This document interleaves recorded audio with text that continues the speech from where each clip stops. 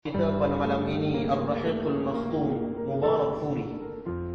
Suka untuk saya mengajak terutamanya diri saya sendiri dan juga tuan-tuan sama-sama kita merenung bagaimana rintihan Nabi Yusuf alaihi salam, doa Nabi Yusuf alaihi salam kepada Allah Azza wa Jalla.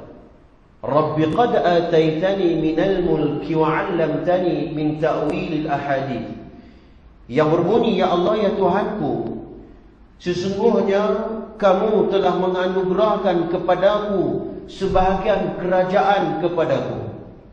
Tuan-tuan, kita tahu, kita belajar dalam ilmu kisah para anbiya, Nabi Yusuf alaihi salam ini Allah bagi kat dia jawatan besar, ya, memegang atau mentadbir sebuah negara di negara Mesir. Itu pentadbiran yang besar.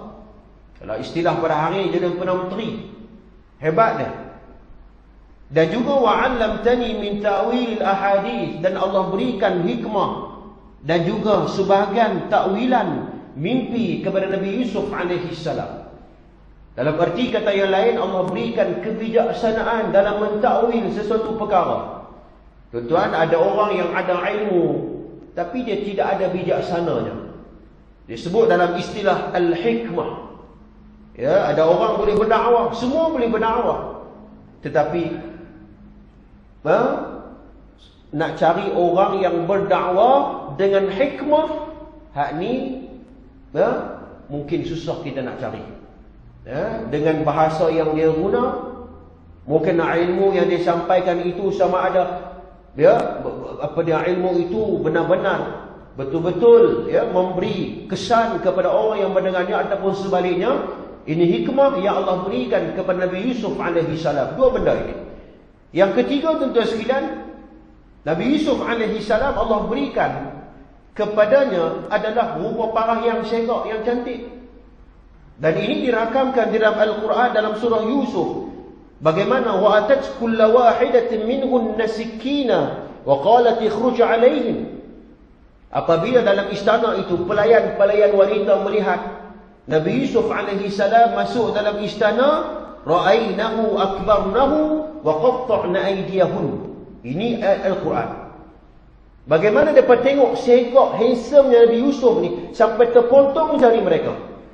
Kita kata, handsome sangat kau Ustaz sampai terpotong jari. Jangan duk tanya saya. Saya tak reti nak jawab.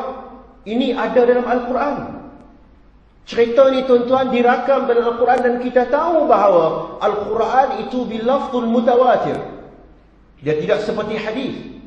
Hadis dibagi kepada dua, hadithun ahad dan hadithun mutawatir.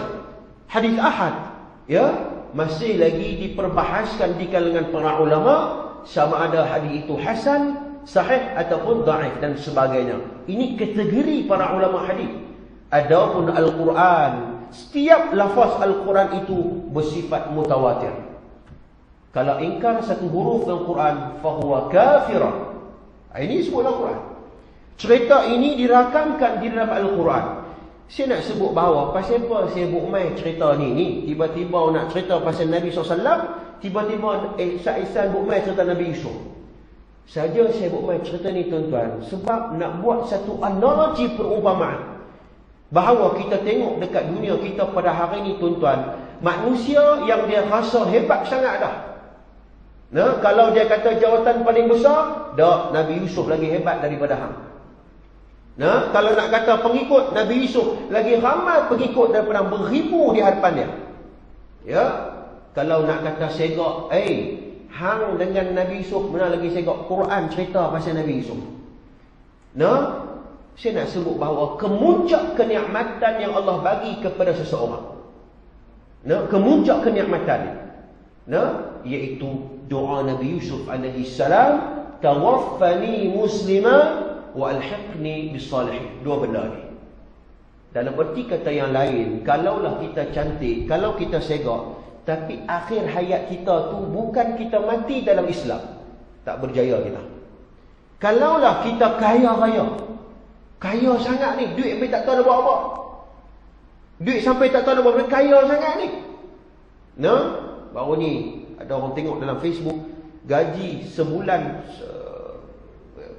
100,000 lebih. Lebih daripada tu pun ada. Ya, kata ya Allah, banyaknya ngaji dia. Banyaknya ngaji, tak tahu nak buat apa. Kan kita nak sebut bahawa tuan-tuan, kekayaan itu kalau akhir hayatnya mati bukan laisal mu'min wa laisal muslim, gagal dia. Sebab tu Nabi Yusuf AS kata, nikmat hak semua aku dapat ni, ya Allah tawaffani muslimah, bagi aku mati dalam Islam. Pertama. Yang kedua, wa alhiqni bis salihin, ya Allah golongkan aku di kalangan orang-orang yang saleh.